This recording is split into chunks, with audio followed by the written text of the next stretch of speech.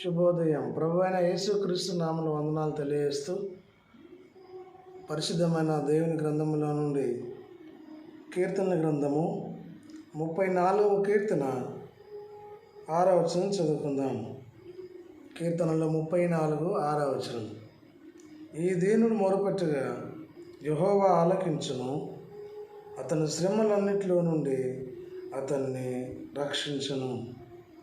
దేవుడు ఈ వాక్యం మన ఉనికిలో దీవించిన గాక. ప్రియ దేవుని కుమారుడా కుమార్తె, దేవుని యందు విశ్వాసం కలిగి నమ్మకం కలిగి ప్రార్థించినప్పుడు ఆ ప్రార్థన దేవుడు ఆలకిస్తాడని వాగ్దానం చేసినాడు.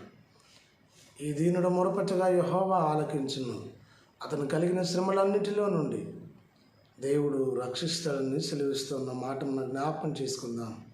ఆయన దయగలిగిన దేవుడు, కృపగలిగిన ప్రభువు ఆ సర్వాధికారి చేతులకు మన జీవితాన్ని సమర్పిస్తే మనల్ని రక్షించి ఈ లోకంలో శ్రమలన్నిటిలో నుండి విడుదల కలగజేసి ఆశీర్వాదం చేత నింపి నిన్ను, నన్ను, నా కుటుంబాన్ని, నీ కుటుంబాన్ని, సంఘాన్ని, సమాజంలో క్రీస్తుకు మహిమకరంగా నిలబెట్టడానికి సమర్థుడు.